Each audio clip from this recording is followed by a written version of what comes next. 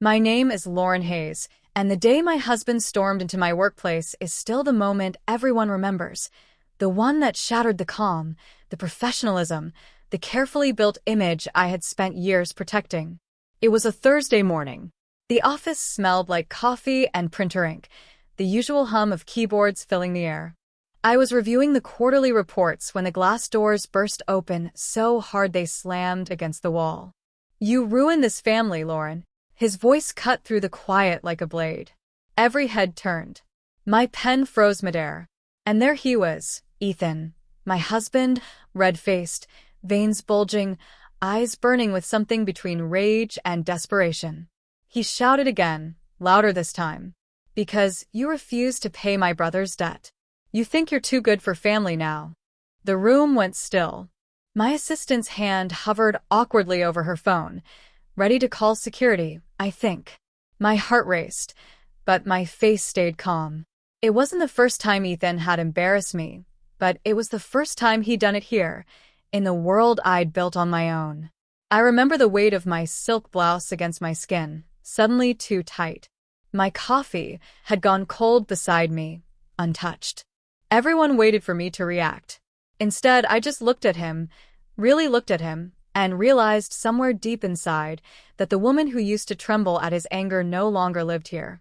"Ethan," I said quietly, steady as steel, "we'll talk outside." And as I stood, my heels clicking across the marble floor, one thought echoed in my head. You can't ruin something that's already broken.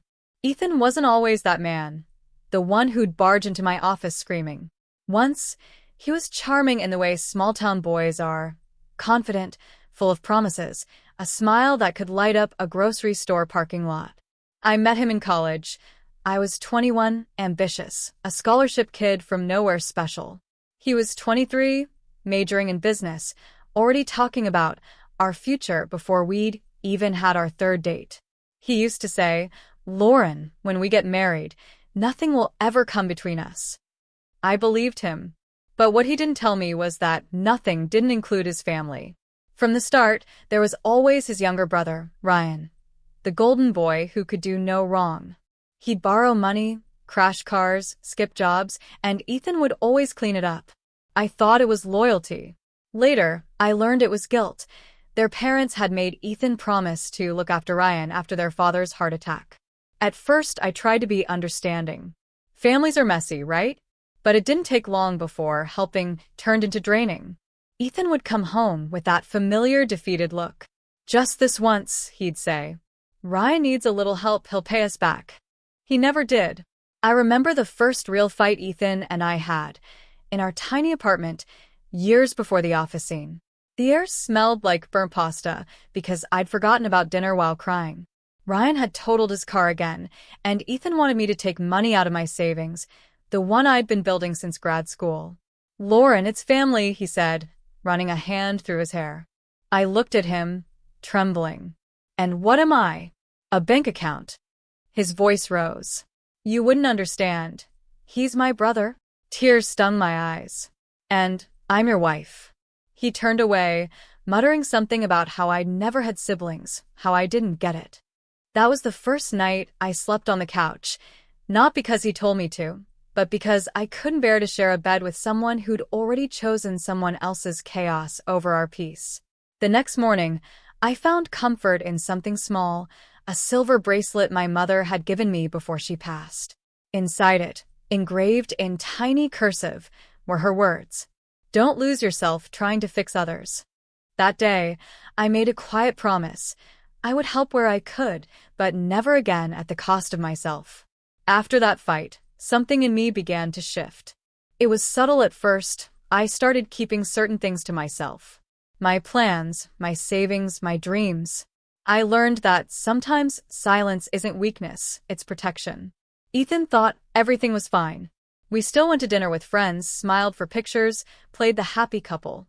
But behind that smile, I was building something he knew nothing about.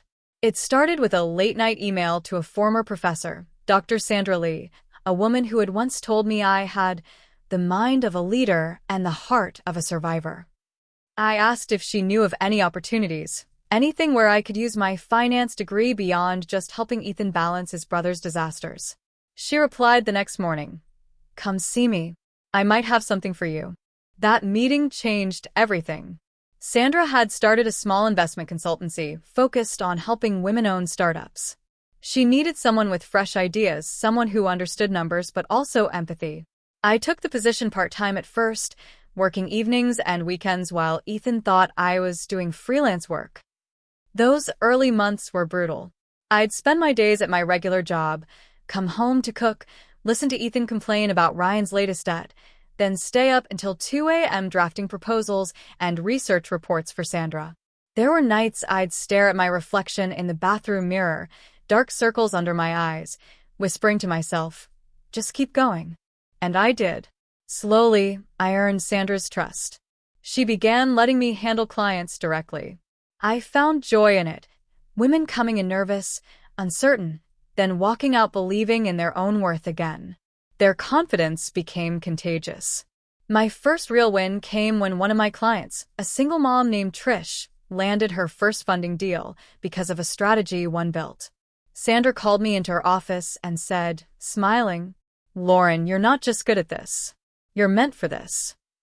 That night, I celebrated quietly. I bought myself a cupcake from the bakery down the street, lit a candle, and whispered, "For Mom." As the months turned into years, I began saving aggressively, every bonus, every extra dollar. I opened a separate account in my name only. Ethan never asked. He didn't notice much by then. His attention was split between work, bar nights, and cleaning up Ryan's endless messes. When Sandra retired 2 years later, she handed me something I'll never forget. The keys to her company. "It's yours if you want it," she said. "You've earned it." I did want it, but I didn't tell anyone. To the world and to Ethan, I was just working in finance. He never asked how I could afford small luxuries, or how I managed to pay off our mortgage faster. He assumed my company gave holiday bonuses. I let him believe that, because what I had now wasn't just money, it was freedom, quietly folded into every spreadsheet, every client success, every late night that once broke me, but now built me. I was finally becoming the woman my mother believed I could be, and the one Ethan never thought I'd dare to become. Back in the present, that morning when Ethan stormed into my office, I remember feeling strangely calm. Not because it didn't hurt, but because it no longer surprised me. He was yelling so loudly that people from the marketing floor had started peeking out of their glass offices. My assistant, Madison, looked at me, eyes wide, silently asking, "Should I call security?" I nodded once. "Please." Ethan turned on me again. "How could you do this to us, Lauren? Ryan's in trouble, and you're just sitting here pretending to be some big shot." His words echoed in the open floor. The same guilt, the same manipulation, just louder, performed for an audience this time. I rose slowly from my chair, my heels clicking like punctuation marks on the marble floor. "Ethan," I said softly, "we'll talk outside." Security arrived, 2 men in dark suits, polite but firm. They guided him out while he shouted, "Don't act like you're better than everyone, Lauren. You owe this family something." I didn't say a word. Not until the doors closed behind him and the silence came back. Everyone in the office stared. I managed a faint smile. "I'm sorry, everyone. Please get back to work." Inside, though, my hands trembled. Not from fear, from the rush of finally being done hiding. Later that evening, Ethan texted me. "You humiliated me. We're coming over tomorrow." My mom, "Ryan, we need to talk." I typed back one word. "Fine." The next day, they showed up right on time, Ethan, his mother Margaret, and of course, Ryan. I had asked them to meet me at my office. When they arrived, Margaret's eyes went wide. "Lauren, this place is beautiful. You work here?" I smiled. "I do." Ryan gave a little laugh. "You must be doing pretty well if you can afford an office like this." I gestured for them to sit. My assistant brought coffee, then quietly closed the door behind her. Ethan leaned forward, voice low and sharp. "Look, Ryan's in trouble. Again. It's a bad situation and we just need I raised a hand gently. Money. He nodded. Just a loan. You can afford it, can't you? That was the moment I'd been waiting for. The perfect stillness before a storm I finally controlled. I took a deep breath, let my gaze travel across the polished glass table, the framed awards on the wall, the logo etched behind me that read, Hayes and Lee Financial Group. Their faces froze. Ethan blinked. Wait, Hayes and Lee? As in? I nodded. Yes. Sandra Lee and I started this company together. When she retired, I bought her share. I'm the sole owner now. Silence. Margaret's hand flew to her chest. Ryan's mouth hung open. Ethan just stared at me, pale. You've been lying to me, he whispered. No, I said, voice steady. I've been surviving. There's a difference. I stood, walking to the window, looking out at the city skyline, the one I had earned, inch by inch. For years, I gave everything I had to this family. I paid for Ryan's mistakes. I listened to excuses. I watched my marriage turn into a debt collection agency. And the one time I said no, you came to my job to humiliate me. Ethan stood too, voice cracking. You could have told me. We could have done this together. I turned, meeting his eyes. We could have if you'd ever seen me as a partner, not a paycheck. The room was so quiet, I could hear the soft hum of the air conditioning. Ryan mumbled, So, you're not going to help me? I smiled faintly. Not in the way you expect. I picked up my mother's silver bracelet from the desk, the one that reminded me who I was. Its metal felt cool against my wrist as I fastened it, ready for what came next. I sat back down, letting the silence linger just long enough to make them uneasy. For years, they had controlled the pace of every argument, the begging, the guilt, the shouting. But this time it was my turn. Ryan, I began, my voice steady. How much do you owe? He shifted in his chair. Around 40 grand. Margaret gasped softly, pressing her hand to her pearls. Ethan avoided my eyes. I nodded slowly. $40,000, and how did that happen? He stammered something about bad luck, a friend who bailed, a misunderstanding. The usual script. I folded my hands. You want me to pay your debt? Fine. I'll consider it, under one condition. Ryan perked up immediately. Anything. You check into a financial recovery program. Not rehab, accountability. You'll work, attend money management counseling, and repay half over time. I'll match your payments dollar for dollar. If you stop showing up, the deal ends. He blinked, caught off guard. You're serious? Completely. Then I turned to Ethan. His jaw tightened. And what about me? My gaze met his, the man I once believed I'd grow old with. You want to fix this family? I asked softly. Start with honesty.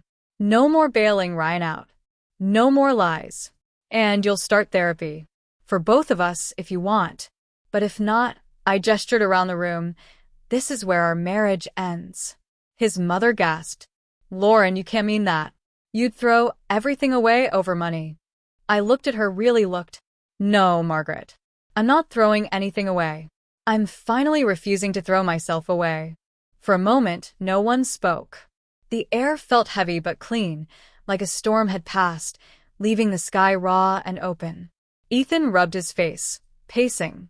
You're serious about this? I am. He sat down again, his voice quieter. And if I do it? If I try? Then maybe, I said, we find our way back, not as a man who takes and a woman who gives, but as equals. Ryan scoffed, clearly offended by the idea of work. This is insane. I smiled faintly. That's fine.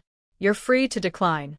But if you do, you'll have to solve your own mess for once. He muttered under his breath, but didn't argue further.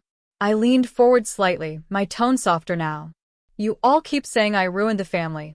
But maybe the truth is, the family was never built on love, just obligation. And that's why it keeps collapsing. Ethan stared at me for a long moment, eyes glistening, pride broken. For the first time, I saw him not as my husband, but as a man realizing the weight of his choices. I'll do it, he said finally, voice low. Therapy. I'll try. I nodded. That's all I needed to hear. Margaret looked away, silent tears in her eyes. Ryan slouched, grumbling, but said nothing more. When they left, the office felt lighter, like the air itself could finally breathe. For the first time in years, I didn't feel responsible for holding everyone together. I only felt responsible for me, and that I realized was the truest kind of freedom. 3 months later, the office looked different. Brighter somehow, or maybe it was just me. I'd switched to shorter workdays on Fridays, started walking to the coffee shop down the block instead of skipping lunch. Madison had convinced me to buy myself flowers just because. Small things, but they mattered. They made the air feel lighter, my reflection softer. Ethan kept his word, mostly. He started therapy.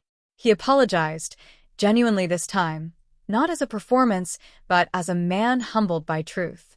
He even stopped shielding Ryan.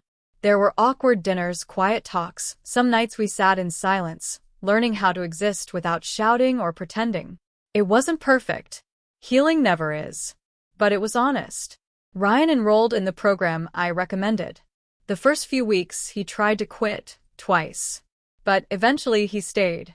He sent me his first repayment check in a plain envelope, just one line scribbled inside. Trying to be better. And somehow that was enough. One evening, after a long client meeting, I stayed late, standing by the big glass window that overlooked the city. The lights shimmered across the skyline, like little reminders of all the versions of me that had fought to get here. The scared newlywed, the exhausted worker, the silent dreamer, the woman who learned to say no without guilt. On my wrist, the silver bracelet glowed faintly under the soft light. I traced the engraving with my thumb. Don't lose yourself trying to fix others. I smiled, because I hadn't lost myself. I'd simply found her, buried under years of trying to please everyone else. My phone buzzed, a message from Ethan. Dinner at 7? Your favorite place. I typed back, see you there. Not because I had to, but because I wanted to. As I turned off the lights and walked toward the elevator, I caught my reflection in the dark glass. Steady eyes, relaxed shoulders, a quiet kind of confidence. For once, my story wasn't about who I'd saved, or who I'd disappointed, or how much I'd given. It was about the woman who learned to rebuild her own peace, dollar by dollar, boundary by boundary, until her silence became her power. And as the elevator doors closed, I heard my own voice, calm, certain, and free, say the words that had lived inside me for years. I didn't ruin the family. I just stopped ruining myself for it.